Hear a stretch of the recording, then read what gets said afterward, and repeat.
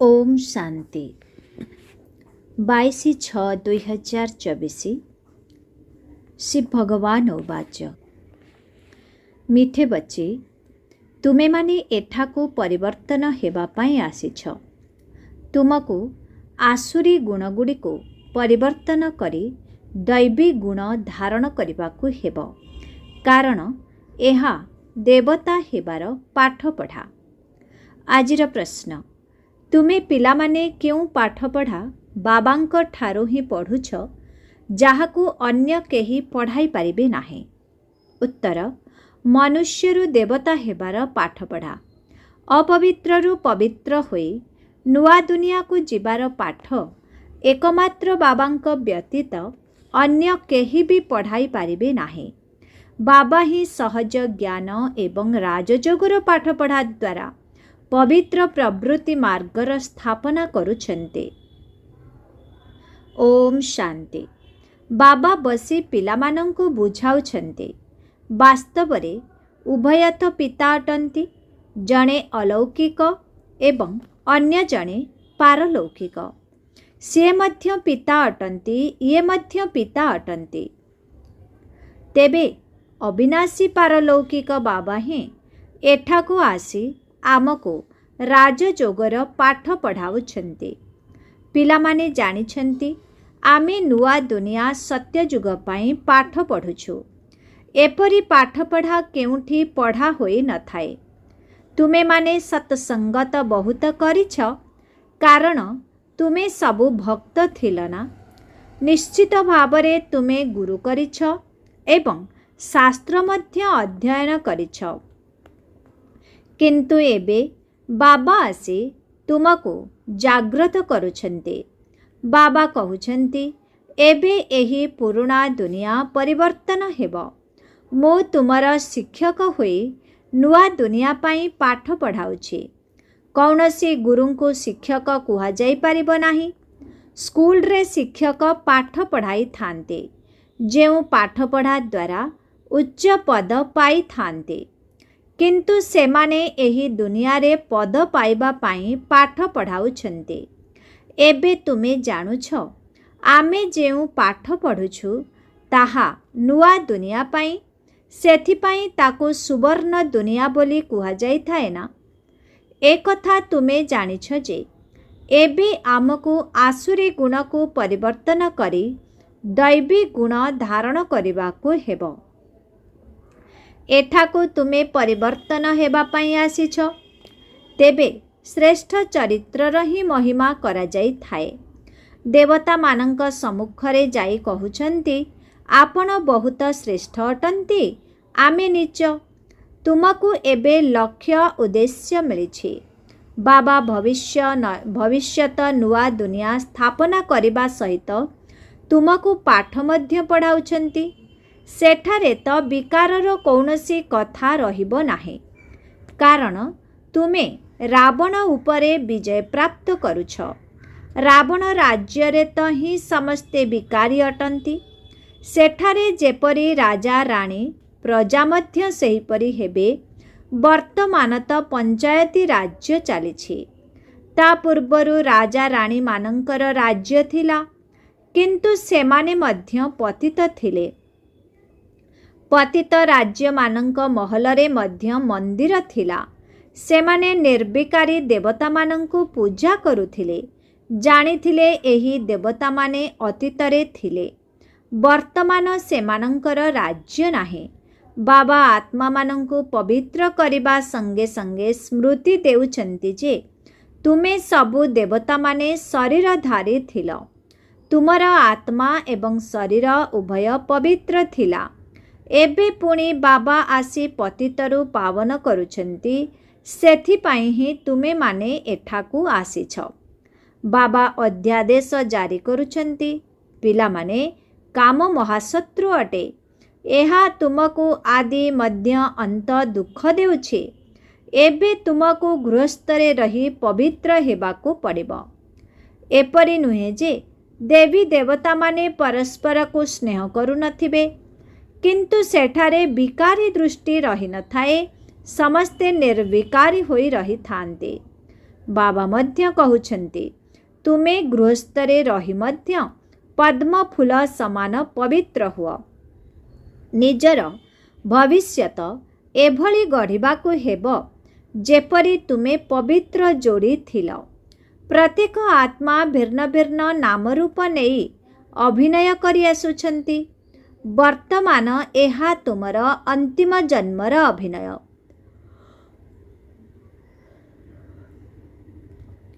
ପବିତ୍ରତା ପାଇଁ ବହୁତ ଦ୍ୱନ୍ଦ୍ୱରେ ପଡ଼ୁଛନ୍ତି। କହୁଛନ୍ତି, କ'ଣ କରିବୁ? କିପରି ଏକତ୍ର ରହି ପବିତ୍ର ରହିବୁ? ଏକତ୍ର ହୋଇ ରହିବା ଅର୍ଥ କ'ଣ? ବିଦେଶରେ ଯେତେବେଳେ ସେମାନେ ବୁଢ଼ା ହୋଇଯାଆନ୍ତି, ସେତେବେଳେ ସେମାନେ ସାଥୀ ହୋଇ ରହିବେ ତଥା ପରସ୍ପରର ସେବା କରିବା ପାଇଁ ବିବାହ କରିଥାନ୍ତି। ଏହିଭଳି ବହୁତ ଅଛନ୍ତି ଯିଏକି ବ୍ରହ୍ମଚାରୀ ହୋଇ ରହିବାକୁ ପସନ୍ଦ କରୁଛନ୍ତି। ସନ୍ନ୍ୟାସୀମାନଙ୍କର କଥା ତ ଅଲଗା। ଗୃହସ୍ଥୀମାନେ ମଧ୍ୟ ବହୁତ ଅଛନ୍ତି ଯେଉଁମାନେ କି ବିବାହ କରିବାକୁ ପସନ୍ଦ କରୁନାହାନ୍ତି। ବିବାହ କରିବା ପୁଣି ପିଲାଛୁଆଙ୍କ ଦାୟିତ୍ୱ ସମ୍ଭାଳିବା, ଏଭଳି ଜାଲ କାହିଁକି ବିଛାଇବା ଯେଉଁଥିରେ ନିଜେ ଛନ୍ଦି ହୋଇଯିବା? ଏହିଭଳି ମଧ୍ୟ ଅନେକ ଏଠାକୁ ଆସୁଛନ୍ତି। 40 ବର୍ଷ ପର୍ଯ୍ୟନ୍ତ ବ୍ରହ୍ମଚାରୀ ରହିଥାନ୍ତି। ଏହାପରେ କ'ଣ ବିବାହ କରିବେ କି? ସେମାନେ ସ୍ୱତନ୍ତ୍ର ରହିବାକୁ ପସନ୍ଦ କରନ୍ତି। ତେଣୁ ବାବା ସେମାନଙ୍କୁ ଦେଖି ଖୁସି ହେଉଛନ୍ତି।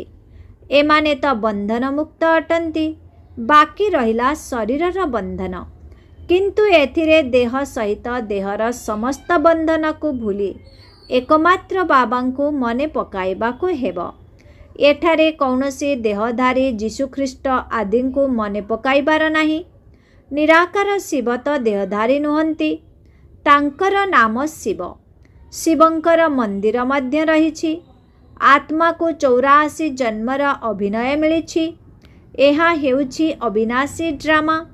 ଏଥିରେ କିଛି ବି ପରିବର୍ତ୍ତନ ହୋଇପାରିବ ନାହିଁ। ତୁମେ ଜାଣିଛ, ପ୍ରଥମେ ପ୍ରଥମେ ଆମର ଧର୍ମ ଶ୍ରେଷ୍ଠ ଥିଲା, କର୍ମ ମଧ୍ୟ ଶ୍ରେଷ୍ଠ ଥିଲା, ଯାହାକି ଏବେ ଭ୍ରଷ୍ଟ ହୋଇଯାଇଛି। ଏପରି ନୁହେଁ ଯେ ଦେବତା ଧର୍ମ ହିଁ ସମାପ୍ତ ହୋଇଯାଇଛି। ଗାୟନ ମଧ୍ୟ କରୁଛନ୍ତି, ଦେବତାମାନେ ସର୍ବଗୁଣ ସମ୍ପନ୍ନ ଥିଲେ। ଲକ୍ଷ୍ମୀ ନାରାୟଣ ଉଭୟ ପବିତ୍ର ଥିଲେ। ପବିତ୍ର ପ୍ରବୃତ୍ତି ମାର୍ଗ ଥିଲା। ଏବେ ଅପବିତ୍ର ପ୍ରବୃତ୍ତି ମାର୍ଗ ହୋଇଯାଇଛି। 84 ଜନ୍ମରେ ଭିନ୍ନ ଭିନ୍ନ ନାମ ରୂପ ପରିବର୍ତ୍ତନ ହେବାରେ ଲାଗିଛି। ବାବା କହୁଛନ୍ତି, ମିଠା ମିଠା ସନ୍ତାନମାନେ, ତୁମେ ନିଜର ଜନ୍ମକୁ ଜାଣିନାହଁ। ମୁଁ ତୁମକୁ 84 ଜନ୍ମର କାହାଣୀ ଶୁଣାଉଛି। ତେଣୁ ନିଶ୍ଚିତ ଭାବରେ ପ୍ରଥମ ଜନ୍ମରୁ ବୁଝାଇବାକୁ ହେବ। ତୁମେ ପବିତ୍ର ଥିଲ, ଏବେ ବିକାରୀ ହୋଇଯାଇଛ। ତେଣୁ ଦେବତାମାନଙ୍କ ଆଗରେ ଯାଇ ନତମସ୍ତକ ହେଉଛ। ଖ୍ରୀଷ୍ଟିଆନମାନେ ଖ୍ରୀଷ୍ଟଙ୍କ ଆଗରେ, ବୌଦ୍ଧମାନେ ବୁଦ୍ଧଙ୍କ ଆଗରେ, ଶିଖମାନେ ଗୁରୁ ନାନକଙ୍କ ଆଗରେ ନତମସ୍ତକ ହେଉଛନ୍ତି। ଏଥିରୁ ଜଣାପଡ଼ିଥାଏ ଯେ ଇଏ କେଉଁ ଧର୍ମର ଅଟନ୍ତି। ତୁମ ପାଇଁ ତ କହିଥାନ୍ତି ଏମାନେ ହିନ୍ଦୁ ଅଟନ୍ତି। ତେବେ ଆଦି ସନାତନ ଦେବୀ ଦେବତା ଧର୍ମ କେଉଁଆଡ଼େ ଗଲା? ଏ କଥା କେହି ଜାଣିନାହାନ୍ତି। ସେହି ଧର୍ମ ପ୍ରାୟ ଲୋପ ହୋଇଯାଇଛି। ଭାରତରେ ତ ଅସରନ୍ତି ଚିତ୍ର ତିଆରି କରିଛନ୍ତି। ମନୁଷ୍ୟମାନଙ୍କର ତ ଅନେକ ମତ ରହିଛି। ଶିବଙ୍କର ମଧ୍ୟ ବହୁତ ନାମ ରଖିଦେଇଛନ୍ତି। ବାସ୍ତବରେ ତାଙ୍କର ଗୋଟିଏ ନାମ ଶିବ। ଏମିତି ନୁହେଁ ଯେ ସେ ପୁନର୍ଜନ୍ମ ନେଉଛନ୍ତି, ତେଣୁ ତାଙ୍କର ନାମ ବଦଳି ଯାଉଛି।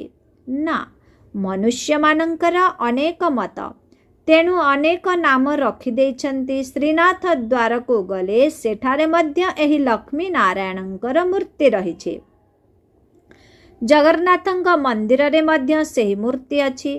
କେବଳ ଭିନ୍ନ ଭିନ୍ନ ନାମ ରଖିଦେଇଛନ୍ତି। ତୁମେ ସୂର୍ଯ୍ୟବଂଶୀ ଥିବା ସମୟରେ କୌଣସି ପୂଜା ଆଦି କରୁନଥିଲ। ତୁମେ ସାରା ବିଶ୍ୱରେ ରାଜତ୍ୱ କରୁଥିଲ। ବହୁତ ସୁଖୀ ଥିଲ। ତୁମେ ଶ୍ରୀମତ ଆଧାରରେ ସେହି ଶ୍ରେଷ୍ଠ ରାଜ୍ୟର ସ୍ଥାପନା କରିଥିଲ। ତାକୁ ସୁଖଧାମ କୁହାଯାଉଛି। ଆଉ କେହି ଏଭଳି କହିବେ ନାହିଁ ଯେ आमको बाबा पाठ पढ़ाउछन्ति, मनुष्यरु देवता करुछन्ति। एहार चित्र मध्य अछि।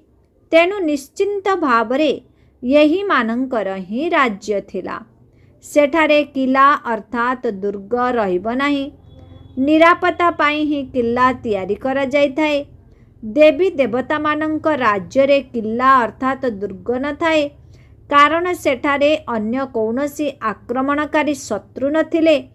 एबे तुमे जानुछ आमे सेही देवी देवता धर्म को ट्रांसफर हेउछु। एथिपाई तुमे राजयोगर शिक्षा नेउछ, तेणु तुमको ही राजत्व मिलिब। भगवान उवाच, मु तुमको राजा मानंकर राजा करि देउछि। एबे तो केही राजा राणी नाहांती। केते लड़े झगड़ा आदि होई चलीछि। एहा हेला कलिजुग लौह दुनिया। तुमे सत्य जुग सुवर्ण दुनिया रे थिल। एबे पुणी तुमे पुरुषोत्तम संगम जुगरे अछ। बाबा तुमको प्रथम नंबर को नहीं जाउछन्ति, समस्तंकर कल्याण करुछन्ति। तुमे माने जानिछ आमर कल्याण मध्य हेउछि। आमे ही निश्चित भावरे प्रथमे प्रथमे सत्य जुगरे आसिबो। बाकी जेउ सबु धर्मर आत्मा माने अछन्ति सेमाने समस्ते शांति धाम को चली जिबे। बाबा कहउछन्ति समस्तंको पवित्र मध्य हेबाकु पड़िबो। तुमे माने पवित्र देशर निवासी, जाहाको निर्वाण धाम कुहा जाउछि। बाणीर ऊर्ध्वरे केवल अशरीरी आत्मा माने ही रही थांते। बाबा तुमको एबे बाणीर ऊर्ध्व को नहीं जाउछन्ति। एपरि केही कहि परिबे नाही जे मु तुमको निर्वाण धाम शांति धाम को नहीं जाउछि। सन्यासी माने कहउछन्ति आमे ब्रह्मरे लीन होई जिबु। तुमे माने जानिछ एहा तमो प्रधान दुनिया। एठारे तुमको भल लागिबो नाही। सेथिपाई नुआ दुनियार स्थापना एवं पुराना दुनियार विनाश करिबा पाई भगवान को आसीबा को पड़ुछि। शिव जयंती मध्य एहिठारे ही पालन करुछन्ति। तेबे सिए आसी कौन करुछन्ति? केही कहि परिबे कि? जयंती पालन करुछन्ति तेबे निश्चित भावरे सिए आसुछन्ति ना। यही शरीर रूपी रथरे विराजमान होइथान्ति, किंतु सेमाने घोड़ा गाड़ीर रथ दर्शाइछन्ति। बाबा कहउछन्ति मु केउ रथरे विराजमान करुछि ए कथा पिलामानंकु कहूछि। यही ज्ञान पुणी प्राय लोप होई जाउछि। यही ब्रह्मांकर 84 जन्मर अंतिम जन्मरे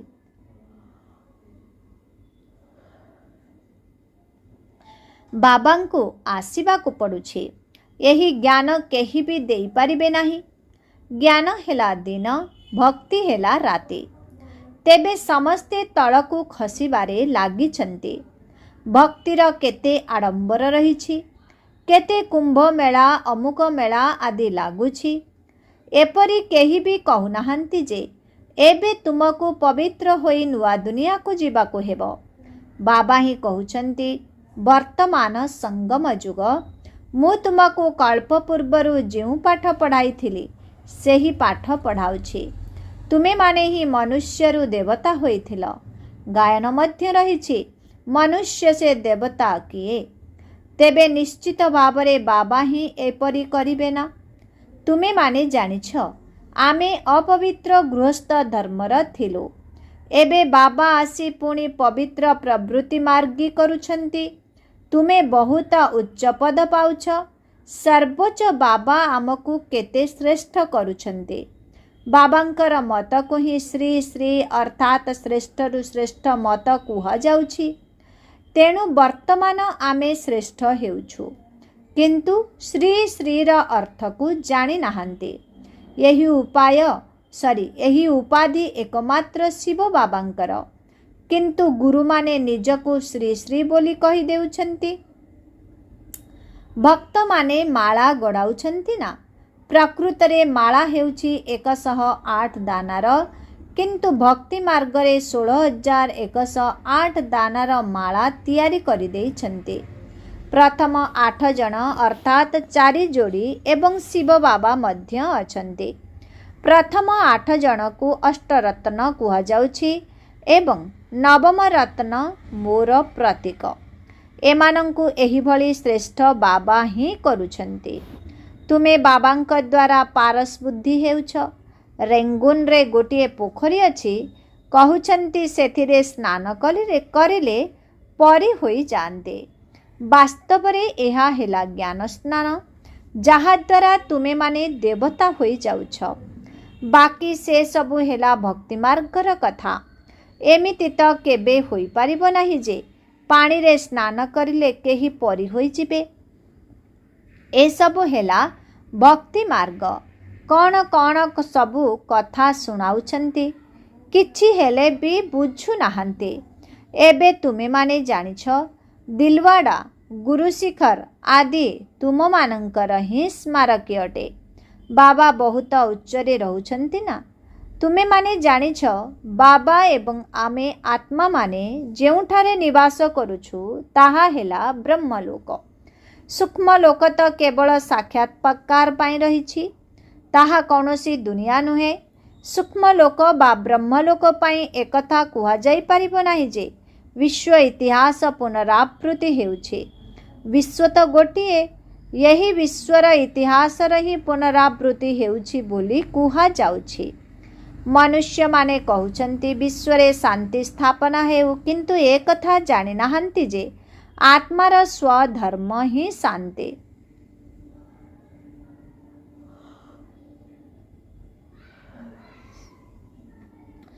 ବାକି ଜଙ୍ଗଲରେ କ'ଣ ଶାନ୍ତି ମିଳିପାରିବ କି?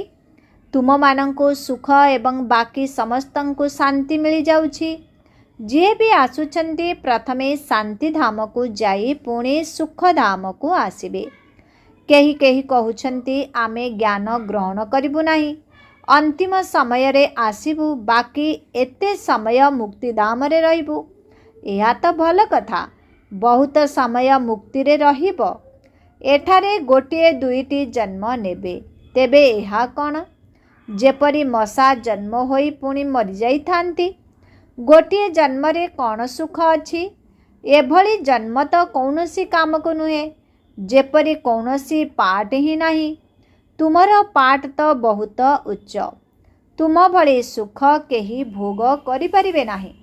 ସେଥିପାଇଁ ପୁରୁଷାର୍ଥ କରିବା ଦରକାର। କରୁଛ ମଧ୍ୟ। କଳ୍ପ ପୂର୍ବରୁ ମଧ୍ୟ ପୁରୁଷାର୍ଥ କରିଥିଲ। ନିଜର ପୁରୁଷାର୍ଥ ଅନୁସାରେ ପ୍ରାରବ୍ଧ ପାଇଛ। ପୁରୁଷାର୍ଥ ବିନା ତ ପ୍ରାରବ୍ଧ ପାଇପାରିବ ନାହିଁ। ତେଣୁ ପୁରୁଷାର୍ଥ ନିଶ୍ଚିତ ଭାବରେ କରିବାକୁ ହେବ। ବାବା କହୁଛନ୍ତି ଏହିଭଳି ହିଁ ଡ୍ରାମା ରଚନା କରାଯାଇଛି। ତୁମର ପୁରୁଷାର୍ଥ ମଧ୍ୟ ଡ୍ରାମାନୁସାରେ ହେବ, ନଚେତ୍ ପୁରୁଷାର୍ଥ କରିପାରିବ ନାହିଁ। ତୁମକୁ ନିଶ୍ଚିତ ଭାବରେ ପୁରୁଷାର୍ଥ କରିବାକୁ ହେବ। ପୁରୁଷାର୍ଥ ବିନା କିଛି ହୋଇପାରିବ ନାହିଁ। ଯଦି ତୁମକୁ କାଶ ହେଉଛି, ତେବେ ତାହା ସ୍ୱତଃ କିପରି ଠିକ୍ ହେବ? ଔଷଧ ନେବାର ପୁରୁଷାର୍ଥ କରିବାକୁ ପଡ଼ିବ। କେହି କେହି ଏଭଳି ଡ୍ରାମା ଉପରେ ଛାଡ଼ି ଦେଉଛନ୍ତି, କହୁଛନ୍ତି ଯାହା ଡ୍ରାମାରେ ଥିବ ହେବ। ଏହିଭଳି ଓଲଟା ଜ୍ଞାନ ବୁଦ୍ଧିରେ ରଖିବା ଉଚିତ ନୁହେଁ। ଏହିଭଳି ମାୟା ହିଁ ବିଘ୍ନ ପକାଇଥାଏ। ପିଲାମାନେ ପାଠପଢ଼ାକୁ ଛାଡ଼ି ଦେଇଥାନ୍ତି। ଏହାକୁ କୁହାଯାଉଛି ମାୟାଠାରୁ ହାରିବା। ଏହା ଯୁଦ୍ଧ ଅଟେ ନା, ତେଣୁ ଏହା ମଧ୍ୟ ଜବରଦସ୍ତ ଅଟେ। ଆଚ୍ଛା, ମିଠେ ମିଠେ ଶିଖିଲଧେ ସନ୍ତାନମାନଙ୍କ ପ୍ରତି ମାତା ପିତା ବାପ ଦାଦାଙ୍କର ମଧୁର ସ୍ନେହ ସମ୍ପନ୍ନ ଶୁଭେଚ୍ଛା ଏବଂ ସୁପ୍ରଭାତ। ଆତ୍ମିକ ପିତାଙ୍କର ଆତ୍ମିକ ସନ୍ତାନମାନଙ୍କୁ ନମସ୍ତେ। ଆତ୍ମିକ ସନ୍ତାନମାନଙ୍କର ଆତ୍ମିକ ପିତାଙ୍କୁ ଓମ୍ ଶାନ୍ତି। ନମସ୍ତେ ନମସ୍ତେ ନମସ୍ତେ ନମସ୍ତେ ନମସ୍ତେ। ଓମ୍ ଶାନ୍ତି। ଧାରଣା ପାଇଁ ମୁଖ୍ୟ ସାର 1 ନମ୍ବର। ଶ୍ରେଷ୍ଠ ରାଜ୍ୟ ସ୍ଥାପନ କରିବା ପାଇଁ ଶ୍ରୀମତରେ ଚାଲି ବାବାଙ୍କର ସହଯୋଗୀ ହେବାକୁ ପଡ଼ିବ। ଯେପରି ଦେବତାମାନେ ନିର୍ବିକାରୀ ଅଟନ୍ତି, ସେହିପରି ଗୃହସ୍ଥ ବ୍ୟବହାରରେ ରହି ନିର୍ବିକାରୀ ହେବାକୁ ପଡ଼ିବ। ଘର ଗୃହସ୍ଥକୁ ପବିତ୍ର କରିବାକୁ ହେବ। 2 ନମ୍ବର। ଡ୍ରାମାର ଜ୍ଞାନକୁ ଓଲଟା ରୂପରେ ବ୍ୟବହାର କରିବାର ନାହିଁ। ଡ୍ରାମା ବୋଲି କହି ବସିଯିବାର ନାହିଁ। ପାଠପଢ଼ା ଉପରେ ପୂରା ଧ୍ୟାନ ଦେବାକୁ ହେବ ଏବଂ ପୁରୁଷାର୍ଥ ଦ୍ୱାରା ନିଜର ଶ୍ରେଷ୍ଠ ପ୍ରାରବ୍ଧ ଜମା କରିବାକୁ ହେବ। ଆଜିର ବରଦାନ, କମଳ ପୁଷ୍ପର ସଂକେତକୁ ବୁଦ୍ଧିରେ ରଖି ନିଜକୁ ଦୃଷ୍ଟାନ୍ତ ମନେ କରୁଥିବା ନ୍ୟାରା ଏବଂ ପ୍ୟାରା ହୁଅ। ପ୍ରବୃତ୍ତି ଅର୍ଥାତ୍ ଘର ଗୃହସ୍ଥରେ ରହୁଥିବା ଆତ୍ମାମାନଙ୍କର ସଂକେତ ବା ପ୍ରତୀକ ହେଲା କମଳ ପୁଷ୍ପ। ତେଣୁ ତୁମେମାନେ କମଳ ପୁଷ୍ପ ଭଳି ହୁଅ ଏବଂ ପ୍ରତ୍ୟେକ ଆଜ୍ଞାକୁ ପାଳନ କର। ଯଦି ଆଜ୍ଞାକୁ ପାଳନ ନ କରିପାରିବ ନାହିଁ ତେବେ କମଳ ପୁଷ୍ପ ଭଳି ମଧ୍ୟ ହୋଇପାରିବ ନାହିଁ। ତେଣୁ କମଳ ପୁଷ୍ପର ପ୍ରତୀକକୁ ବୁଦ୍ଧିରେ ରଖି ନିଜକୁ ଅନ୍ୟମାନଙ୍କ ପାଇଁ ଦୃଷ୍ଟାନ୍ତ ମନେକରି ଚାଲ। ସେବା କରୁଥିଲେ ମଧ୍ୟ ଅର୍ଥାତ୍ ନ୍ୟାରା ଅର୍ଥାତ୍ ସମସ୍ତଙ୍କଠାରୁ ଭିନ୍ନ ହୁଅ। ତାପରେ ସମସ୍ତଙ୍କର ପ୍ରିୟ ହୁଅ, କାହିଁକି ନା ସ୍ନେହ ମଧ୍ୟ କେବେ କେବେ ମୋହର ଆକର୍ଷଣରେ ପରିବର୍ତ୍ତିତ ହୋଇଯାଏ। ସେଥିପାଇଁ କୌଣସି ବି ସେବା କର କିନ୍ତୁ ନିଆରା ରୁହ ଏବଂ ପ୍ରିୟ ହୁଅ। ଆଜିର ସ୍ଲୋଗାନ, ସ୍ନେହର ଛତ୍ରଛାୟା ଭିତରକୁ ମାୟା ଆସିପାରିବ ନାହିଁ। ସ୍ନେହର ଛତ୍ରଛାୟା ଭିତରକୁ ମାୟା ଆସିପାରିବ ନାହିଁ। ଓମ୍ ଶାନ୍ତି।